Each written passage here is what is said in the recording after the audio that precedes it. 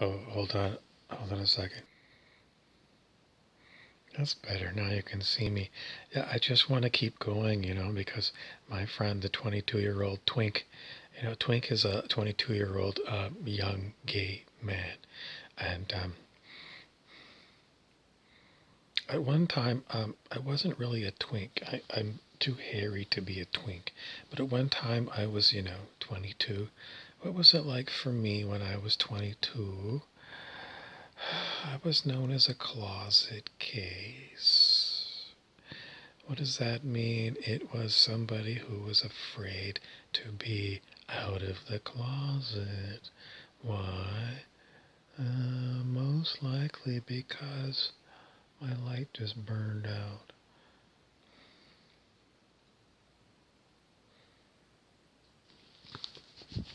In any event, it was basically, there was so much homophobia that you didn't want to be known, mostly because you were afraid that you would be ostracized. In other words, you wouldn't have any friends. That light wants to come on again.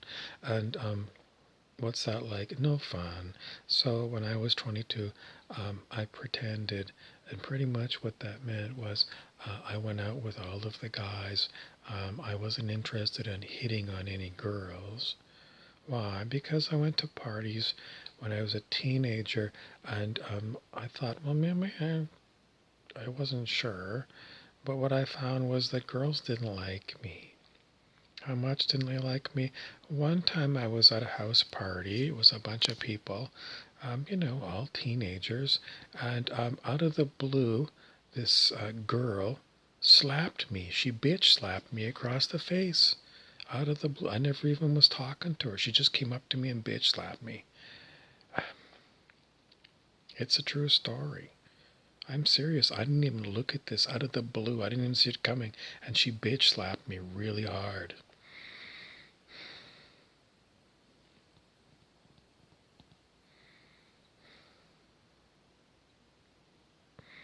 That make me, I don't know, there was a lot of episodes. Generally speaking, I finally came to the conclusion I just don't like humans. I prefer dogs and cats to humans any day of the week. Humans are very difficult. They'll stab you in the back any chance that they get, and pretty much they'll tell you one thing and then they'll go talk to another person and they'll say the exact opposite thing. They're totally unreliable. And yeah.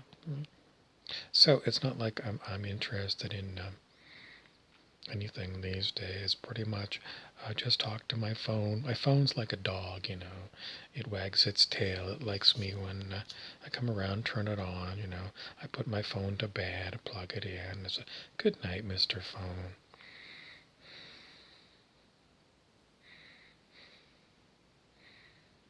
Someone says, no, I'm not butthurt. It just comes with experience. Next time when somebody asks me, do you want to regenerate? I'm going to go, no. Does regenerate mean? Well, recycle, reincarnate. Do you want to reincarnate? No. Do you want to come back as a dog? No.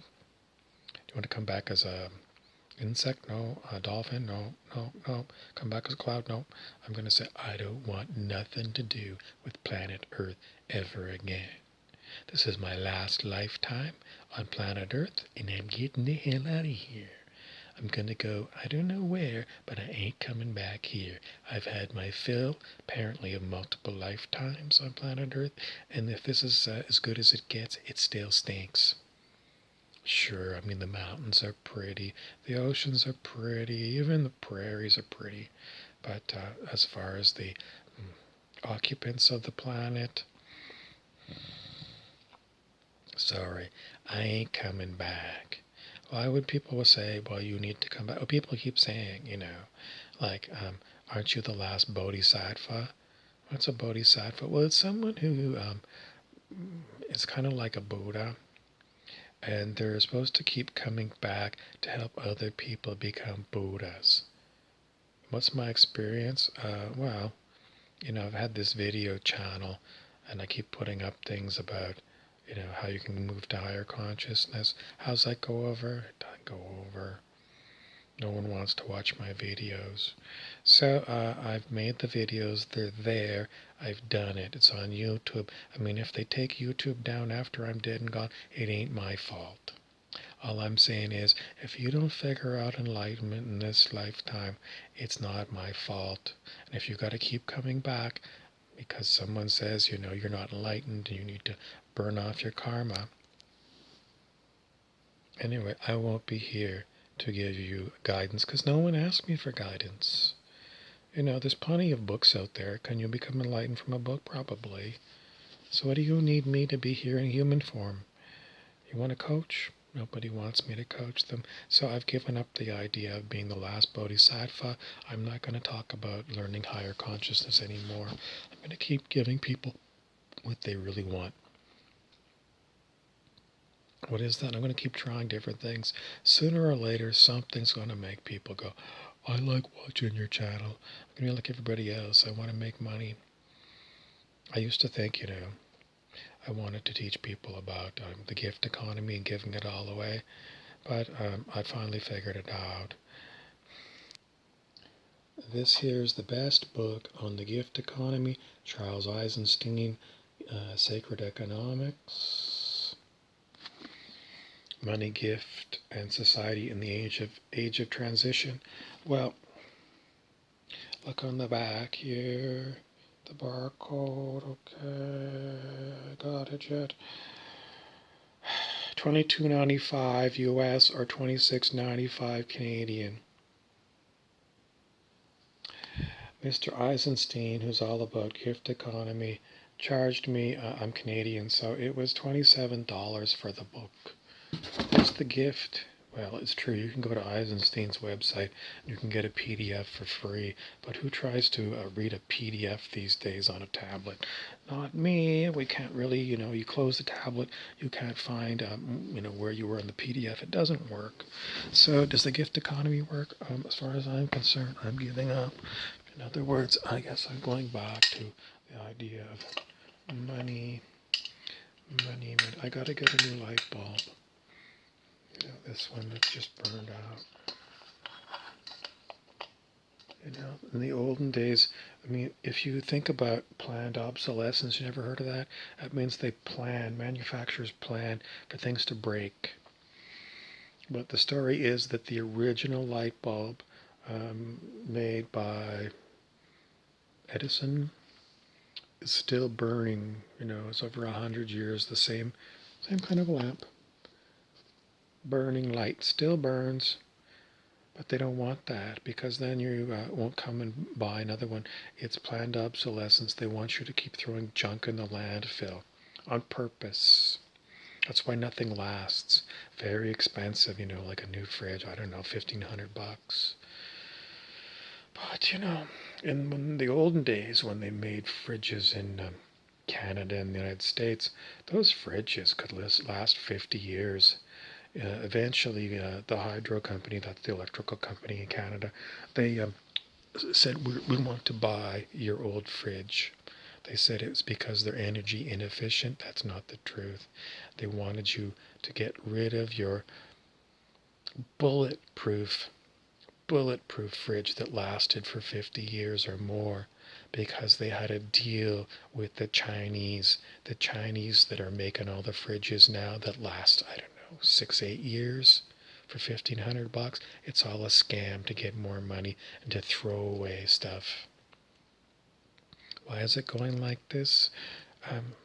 Well, I used to talk about the great big conspiracy to fuck over the public, but it doesn't seem to fly very much. Pretty much the public is blasé. It's only $1,500. For me, when I was working at the nursing home as a personal support worker, $1,500, that's like 1,500 days just for me to get a fridge. They pay shitty at the nursing home. It's a hard job. It's so hard. Anyway, the whole point of it is there's no use changing people. They won't be changed. Might as well go with the flow. This is my 70 73. Okay, 73 is the number. What does it mean? Well, I used to think it was a code, a number code from the universe. And when I used to listen to Paul Butler, who was talking about enlightened relationships among humans, he said if you saw 73, it meant bringing heaven to earth. Now, I'm going back to the original meaning of 73. It's 1973. What was going on in 1973? I was in third grade. I was pretty much a good reader when I was 8. What else was going on in 1973? Everything was pretty much good.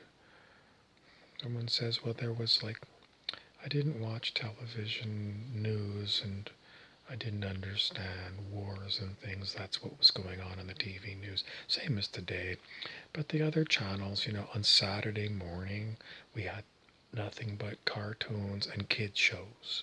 So my sister and I would get up early, and we'd be down. We'd have some cereal. By 8:30, we were in front of the TV, and we'd watch TV till noon. It did kind of petered out. It wasn't so good after lunch hour.